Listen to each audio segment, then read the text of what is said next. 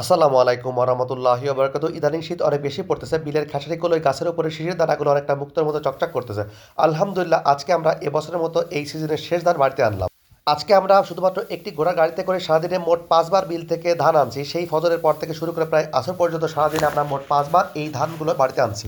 এই ধানগুলো তুলনামূলকভাবে আগের ধানের থেকে অনেক বেশি বড় হয়েছে। আলহামদুলিল্লাহ, ধান যাই হোক না কেন খড় মাশাআল্লাহ অনেক ভালো হয়েছে। আমাদের সারা বছরের খরচা এখান থেকে পূরণ হয়ে যাবে ইনশাআল্লাহ। আমরা আজকে শুধুমাত্র ধানগুলো বাড়িতেই আনছি এবং পালা দিয়ে রাখছি। ইনশাআল্লাহ পরবর্তী দিন আমরা এই ধানগুলো বাড়াবো। এই ধান আমরা সিদ্ধ শুকনো করে চাল বানাবো ইনশাআল্লাহ, যে ভাত আমরা খাই। আর এখান থেকে ১ মণ ধান আমরা আলো করব, যেখান থেকে আমরা চালের গুঁড়া তৈরি করবো ইনশাআল্লাহ, যেটা পিঠা খাইতে লাগে। আর আধা মণ ধানের চাল আমরা চিড়া তৈরি করবো ইনশাআল্লাহ, যেহেতু সামনে রোজা এবং সারা বছরই আমাদের চিড়া মোটামুটি লাগে, এজন্য আমরা চিড়ার ধানটা আধা মণ রেখে দিব।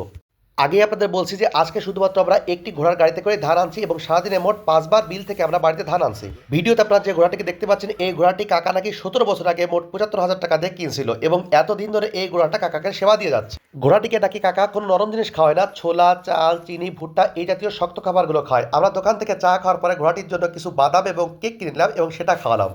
আপনি অবলা প্রাণীগুলোকে যত বেশি ভালোবাসবেন তত ওরা আপনাকে আপন করে নেবে। তো যাক, মোটামুটি আমাদের চা খাওয়া শেষ, এখন আমরা আবার পুনরায় ধান নেওয়া শুরু করলাম। আপনারা আমাদেরকে যখন দেখতে পাচ্ছেন এই সময়টা একবারে ঠিক মধ্য দুপুর, মানে নামাজের পরে আমরা আবার বিল থেকে ধান আনতেছি।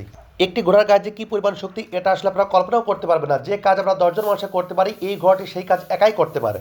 আজকে সারাদিন আমরা ধান আনতে আনতে এবং কাজ করতে করতে অনেক ক্লান্ত হয়ে গেছিলাম, তাই একবার শেষ দিকে পাড়ার উপরে আমি বসে পড়ছিলাম। তো সবাই মোটামুটি আমাদের জন্য দোয়া করবেন, আমাদের যেন আল্লাহ সুবহানাহু ওয়া তাআলা রহমত এবং বরকত দ্বারা পরিপূর্ণ করে দেয়। আজ এ পর্যন্তই, সবাই ভালো থাকবেন। আসসালামু আলাইকুম রহমতুল্লাহি ওয়া বারাকাতুহু।